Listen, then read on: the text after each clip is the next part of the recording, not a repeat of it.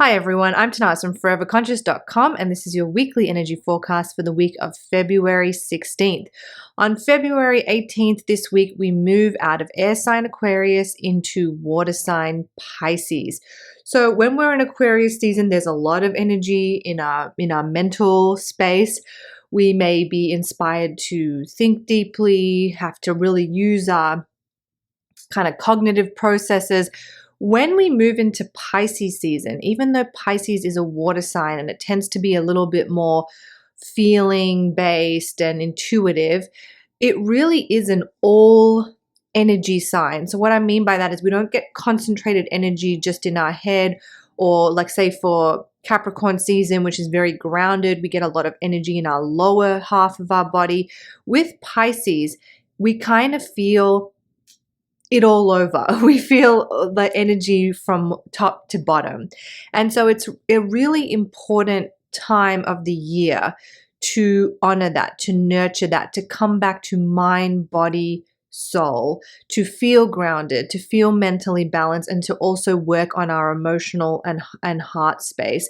When we do that, we have an easier time with Pisces season. Pisces season can be difficult because it heightens our senses, it increases our sensitivity. And so in order to kind of counteract sometimes maybe the overwhelm that can come with that, we have to try to come back to feeling, centered and balanced in our mind, body, and soul. They say that because Pisces is the last sign of the zodiac, there's a little bit of each zodiac sign held within the energy container of Pisces. It's sort of like we have to have moved through the full zodiac spectrum in order to arrive at Pisces, in order to arrive at this Piscean season and to really appreciate and understand it. Pisces season is also associated with endings, being the last 12th sign of the zodiac. So over the next, month, we are really in this phase of endings, and that is really, really heightened because we are also now starting to move into eclipse season. That'll officially happen next week, but we're moving into eclipse time where we have a very, very powerful blood moon eclipse coming up in March, which really holds the signature of endings. It's happening in Pisces season, which also holds the signature of endings. So there really is something coming to culmination, something coming to this end point. And we'll definitely be feeling that as we move through Pisces season and into eclipse season into next month. So when I talk about the energy of endings, it's easy to just sort of chalk it up to like, oh, something's going to end in my life. And yes, that can be the way. But when we get to a place of ending, we also get to a place of understanding. If you imagine you're reading a book, right, and you're starting to get to the last few chapters of the book, you start to get a deeper understanding. You start to get a deeper awareness. Your thoughts and feelings about certain characters or events start to mature a little bit. There's all of that goes along with the idea of endings as well.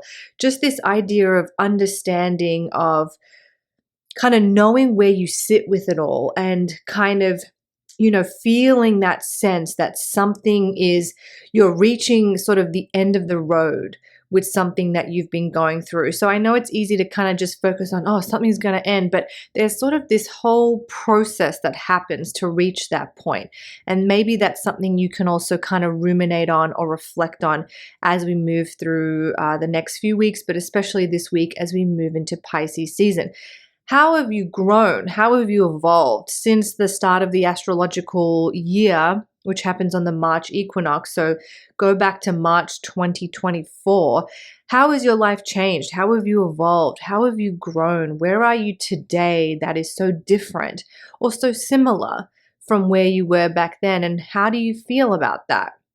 It's a good time to just sort of check in with the last 12 months of your life. So Pisces season, a big season to work with, lots of energy to work with because of where it sort of sits in our timeline with these eclipses as well, and the fact that it's the last zodiac We're wrapping up that zodiac cycle. Also, as we get to the end of the week, and technically this happens next week, so I will talk a little bit more about it next week, but we are ending Mars retrograde.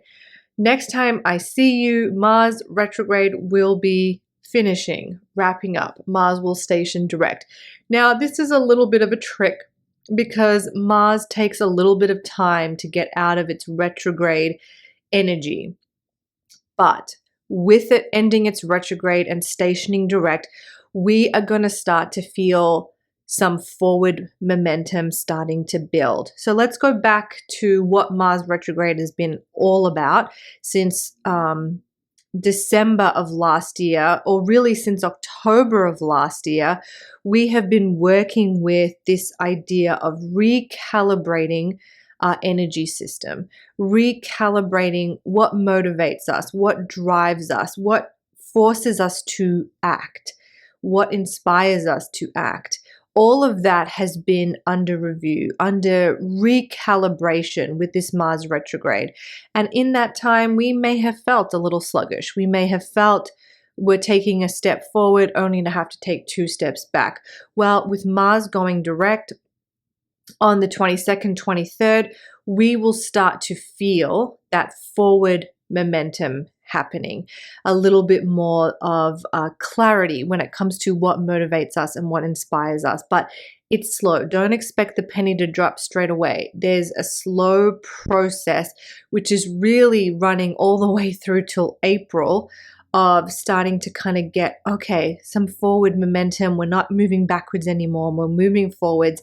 And I'm starting to really understand what motivates me, what drives me, what's driving this situation, what's motivating this situation around me. I think we'll all feel a lot better with Mars going direct. However, I want to add a little caveat in there that Venus, Mars's sort of cosmic lover, has now slowed down in preparation for her retrograde on March 1st. So we're getting these back-to-back retrogrades in the start of the year. And I can't help but feel that is the universe's way of sort of slowing us down and getting us to really listen, really go within. Let's think about some of the bigger themes for this year, which is we have a lot of blood moon eclipses, that's endings. We're in a number 9-year numerology, which is also a number of endings. And then we have all these retrograde energies kind of back to back in the first part of the year. So it really seems like we're being encouraged to slow down and really take stock and to really think about what we want to bring to a close in our lives. So needless to say, lots of energy and lots of energy brewing. And as we get to next week, that's only going to intensify as we hit that new moon, the Pisces new moon, and then move into official eclipse season. So there is a lot going on, and maybe it feels like you have lived a whole lifetime since 2025 began. But you know, wherever there is uncomfortability, wherever there is tension, there is growth.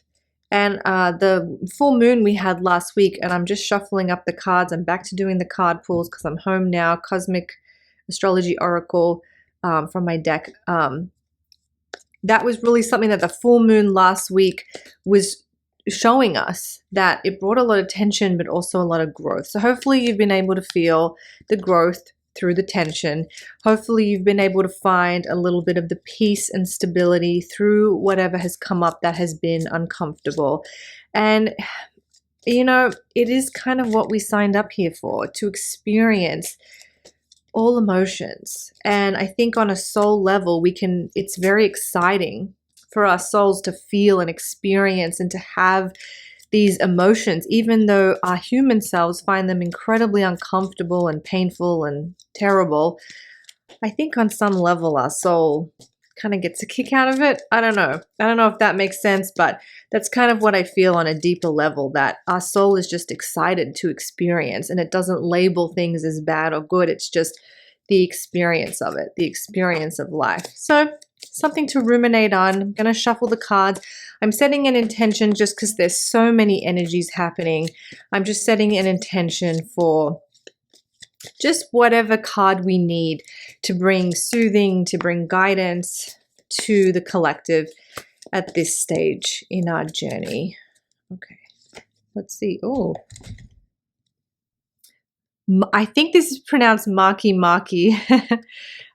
This is the card of sanctuary. So let's see.